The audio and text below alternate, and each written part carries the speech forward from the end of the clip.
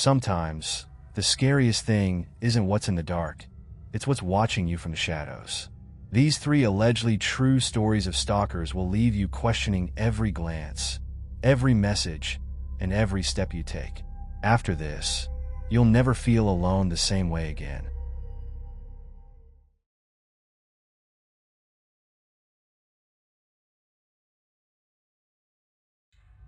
Imagine receiving thoughtful gifts and sweet notes from an anonymous admirer. At first, it feels flattering, even heartwarming. But what if those small gestures started revealing something much darker? What if the kindness turned into obsession, and you realized someone was watching your every move? This is the chilling story of a teacher who thought she had a secret admirer, only to uncover a horrifying truth that will leave you questioning the people around you. Stay tuned to uncover every shocking twist in this gripping tale. It all started with an innocent mistake, or at least, that's what I thought at first. I work as an elementary school teacher in Denver, and it's not unusual for parents to occasionally drop off small tokens of appreciation. A box of chocolates during the holidays, a thank you card after a parent-teacher conference. It's all part of the job. But the gift I found on my desk that morning stood out. It was a small, neatly wrapped package with a single word scrawled across the tag. Thank you. There was no name, no indication of who it was from. I assumed it was one of the parents, so I opened it without much thought. Inside was a beautiful, handcrafted bracelet with tiny beads spelling out "Best Teacher." It was thoughtful and lovely, but I couldn't place who it might be from. Later that day, during dismissal, I casually asked a few parents if they'd left me the gift. They all shook their heads, smiling politely, but looking genuinely puzzled. Well, I thought to myself, someone's just being shy about their kindness. I wore the bracelet the next day as a silent thank you, figuring it was a harmless mystery. Over the next week, I started finding small notes tucked into my desk drawer, my mailbox, and even slipped into my car door. You're such an inspiration. The world needs more people like you. I hope this makes your day brighter. The handwriting was neat, almost childlike, and every note was unsigned. At first, it was flattering, even sweet. Teaching can be a thankless job at times, and these little messages felt like a reminder that someone out there appreciated me. But as the days went on, the frequency of the notes increased. They began showing up in stranger places. On my windshield, inside my grocery bag, even one slipped into my coat pocket while it hung in the staff lounge. That's when I started feeling uneasy. One Friday evening, I stayed late at school to grade papers. The building had emptied out hours ago, and the stillness was both calming and unsettling. The soft hum of the fluorescent lights above my desk was the only sound in the room as I worked my way through stacks of worksheets. Around 7 p.m., I finally decided to pack up for the night. As I slid the last folder into my bag, something on my desk caught my eye. A single red rose, lying perfectly centered on top of a folded note. My heart skipped a beat. It hadn't been there moments ago. I looked around the room, the faint echoes of my own movements amplifying the silence. The classroom door was shut, just as I had left it, but the idea that someone might have slipped in unnoticed made my skin crawl. I picked up the note with trembling fingers. It read, "I love how dedicated you are. You're truly one of a kind." The handwriting was the same as the previous notes. Neat, deliberate, almost childlike. But this time it felt different. The rose and the phrasing of the message made it more personal, almost intimate. Whoever was leaving these wasn't just being kind. They wanted me to know they were watching me. Fighting the urge to panic, I double-checked that the classroom door was locked and quickly made my way out of the building. The long, empty hallways stretched out ahead of me, and every shadow seemed to shift as I passed by. When I stepped into the parking lot, the cold night air hit me like a slap. The lot was nearly deserted, with only a few cars scattered under the dim glow of the streetlights. As I walked to my car, I couldn't shake the feeling that I was being watched. I scanned the area, trying to act casual, but my pulse was racing. I slid into my car, locked the doors, and gripped the steering wheel tightly before starting the engine. As I pulled out of the lot, I glanced in my rearview mirror and thought I saw movement in the shadows near the school entrance. It could have been nothing, a trick of the light, maybe, but the feeling of unease stayed with me long after I reached the safety of my apartment. The gifts and notes didn't stop after that night.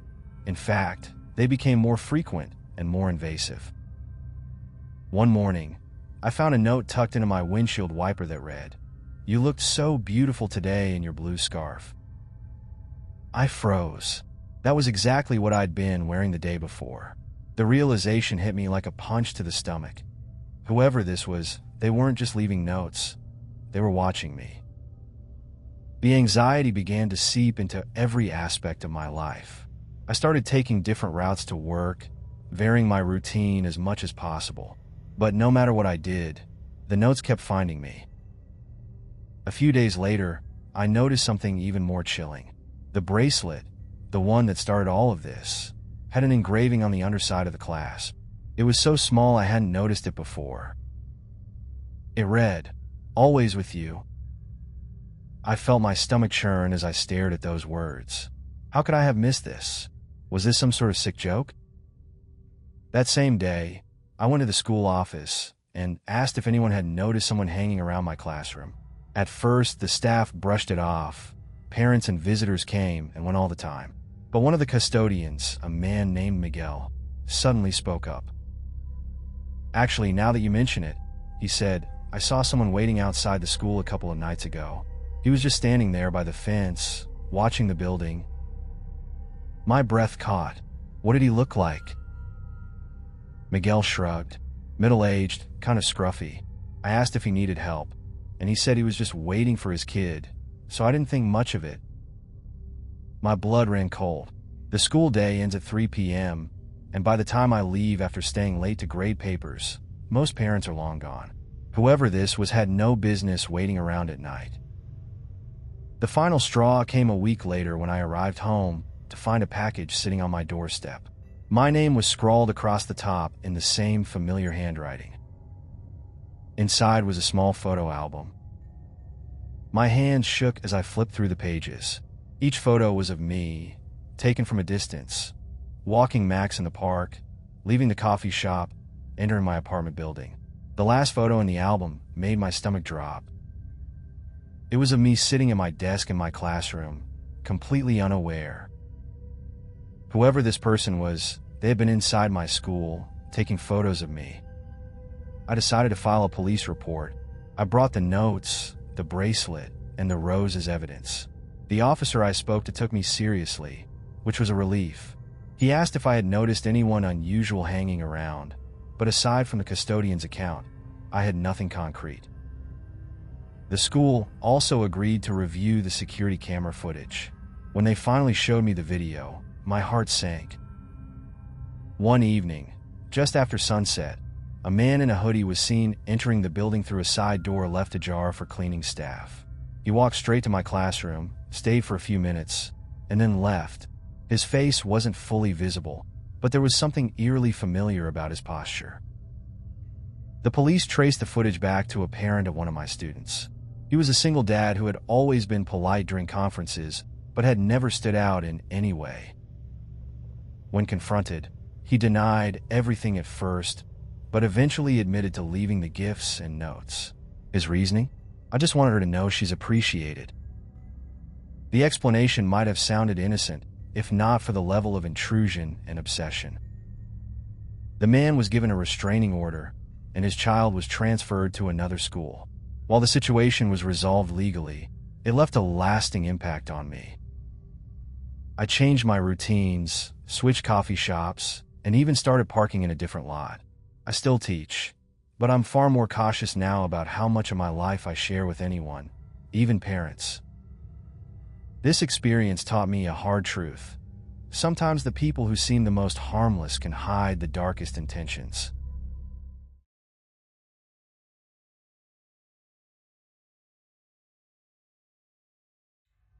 In the stillness of dawn, a dedicated runner finds solace on a secluded trail in San Diego, until a shadowy figure in a black hoodie begins appearing along her route.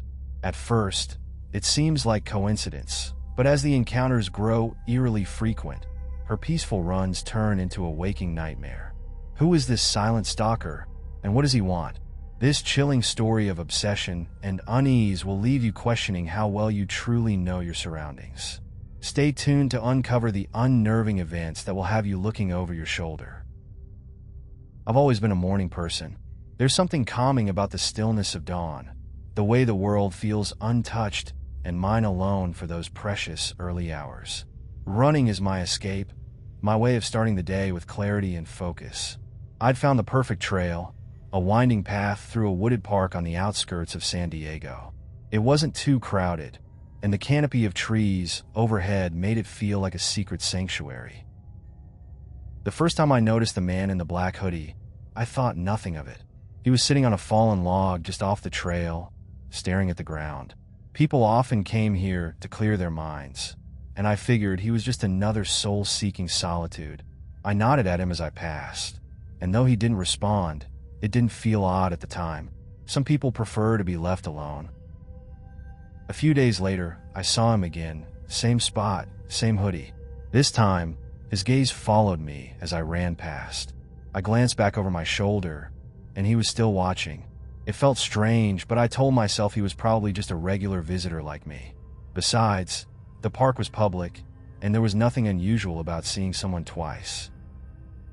Over the following weeks, I began to see him more frequently. At first, it was only on the mornings I ran my usual route. He would always be in the same spot, sitting quietly, his hood pulled up even on warmer days. Then one morning, I took a different trail on a whim. Halfway through, I saw him again, leaning against a tree just off the path. He wasn't sitting this time. He was standing, hands in his pockets, looking directly at me as I approached.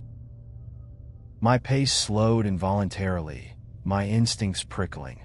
This wasn't coincidence anymore. He didn't move or say anything, just stood there watching as I ran past. My heart was racing, but I told myself I was overthinking. Maybe he had discovered this trail the same way I had. I kept running, but I couldn't shake the feeling that his presence wasn't random. Over the next few runs, I became hyper-aware of my surroundings.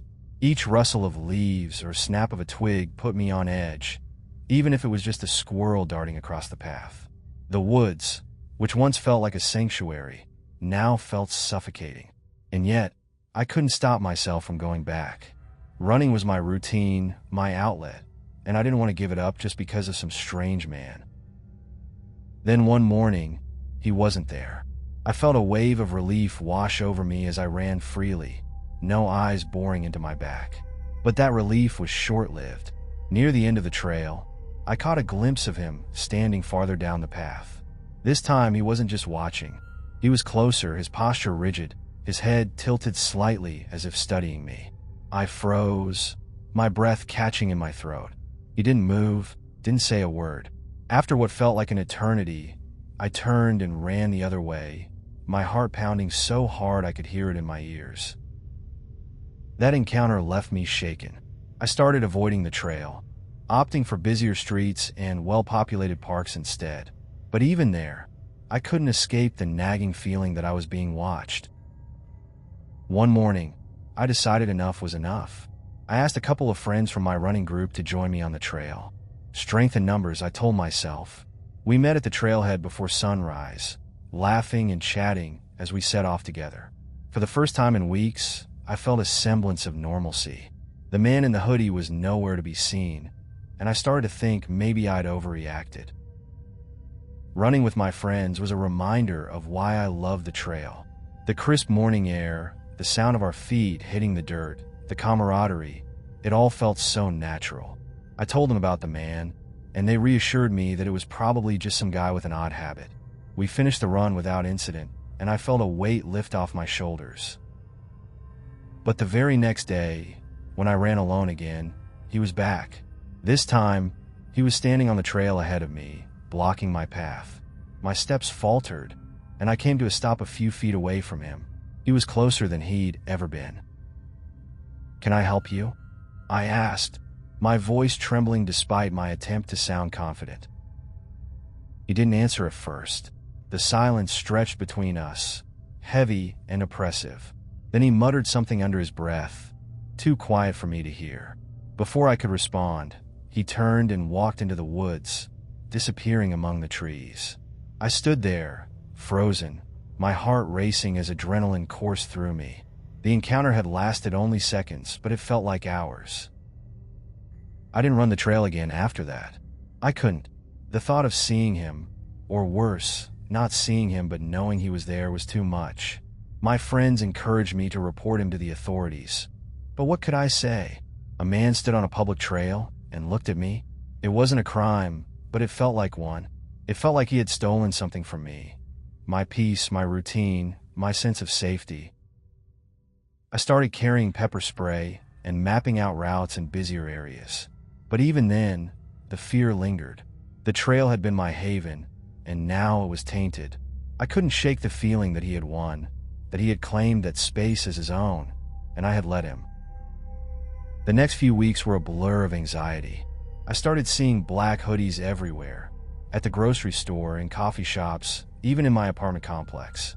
I'd catch a glimpse of someone wearing one, and my stomach would drop, but it was never him. Then one evening, as I was getting into my car after work, I saw him. He was standing across the parking lot, leaning against a lamppost, his hood up as always. My heart pounded as I fumbled with my keys, locking the doors as soon as I was inside. When I looked up, he was gone. I'd had enough. I wasn't going to let this man control my life. I decided to return to the trail one last time, to reclaim my space. I told myself it was just another run, that I'd imagined the worst. I left my phone in the car, wanting to focus entirely on the run, to find peace again.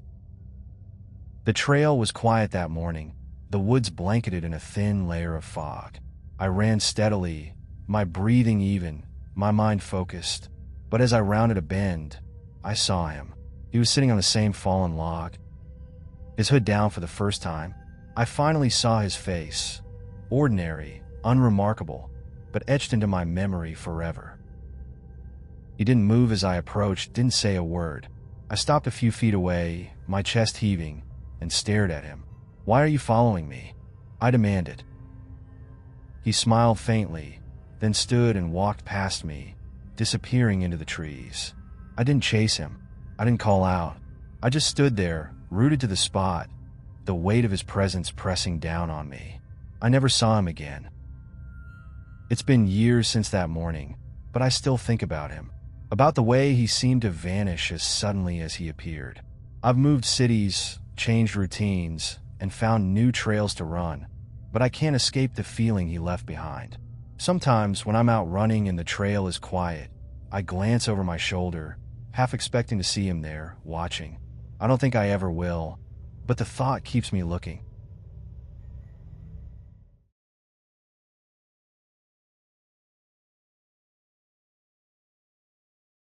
Imagine meeting someone who seems like the perfect friend, kind, helpful, and always there for you.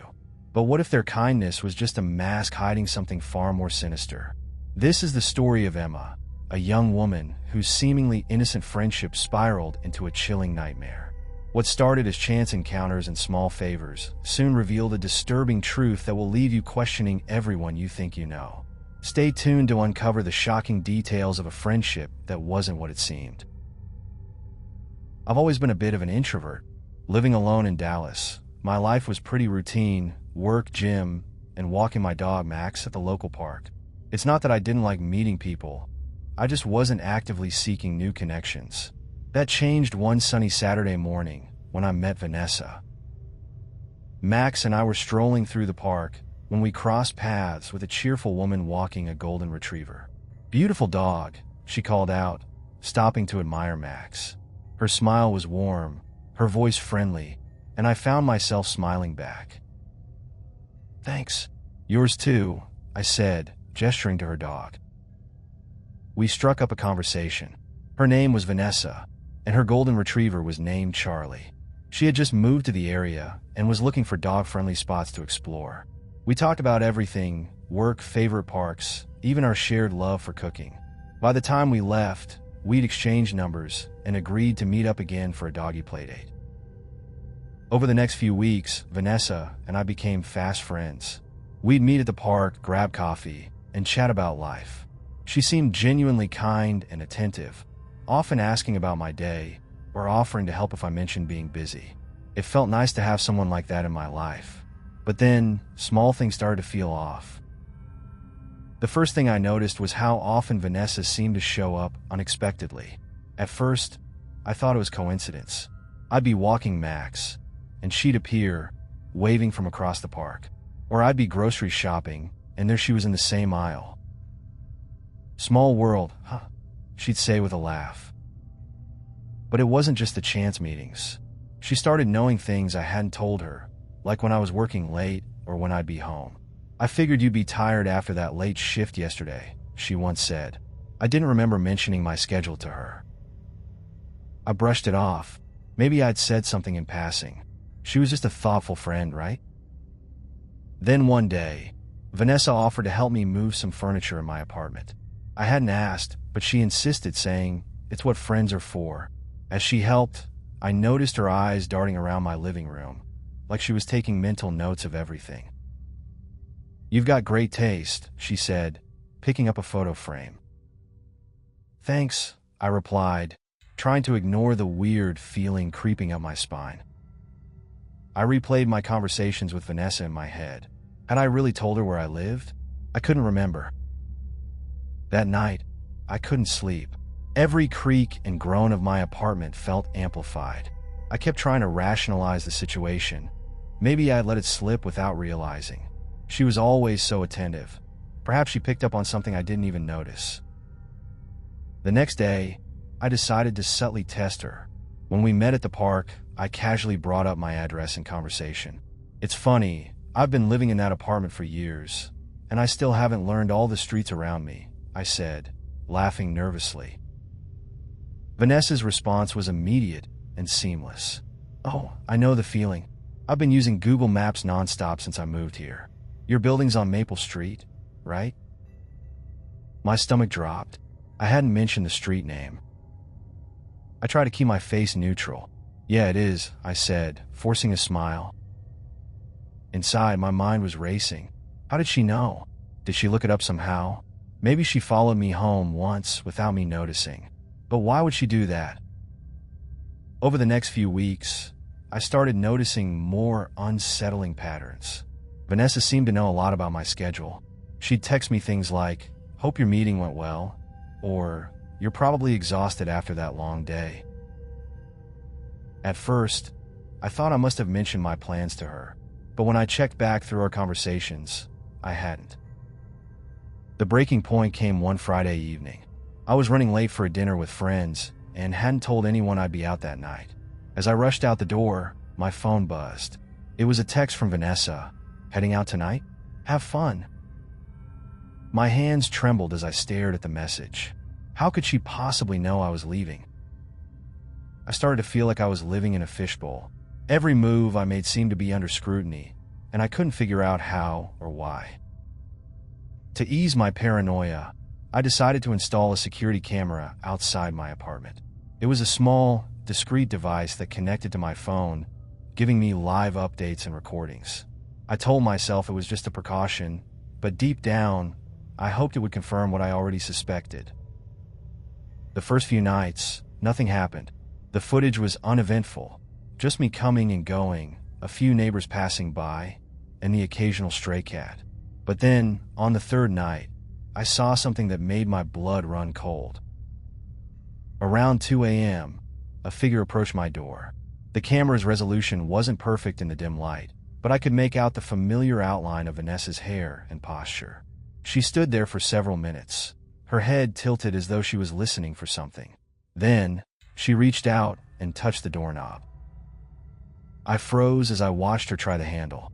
It didn't budge. Thankfully, I'd locked it, but the fact that she even attempted it sent a wave of panic through me. After a few more moments, she turned and walked away, disappearing into the night. The next morning, I confronted her at the park. I tried to stay calm, but my voice shook as I said, "Vanessa, were you at my apartment last night?" Her reaction was infuriatingly calm. She raised an eyebrow, her expression unreadable. "Why would I do that?" she asked, her tone light but defensive. "I have a security camera," I said, pulling out my phone to show her the footage. Vanessa's face didn't change. She watched the clip in silence, then handed the phone back to me. "That's not me," she said firmly. "It's probably a neighbor or something. You're being paranoid." Her denial was so smooth, so convincing, that for a moment I questioned myself. Maybe I was overreacting. Maybe it wasn't her. But deep down, I knew the truth. Still, I decided not to push further. Something about her calm demeanor unnerved me, as if she knew exactly how to deflect suspicion. I left the park that day, feeling more uneasy than ever. A few days later, I came home to find Vanessa sitting on the steps outside my building. "What are you doing here?" I asked, trying to keep my voice steady. "I just wanted to talk," she said, her tone overly casual. "You've been avoiding me."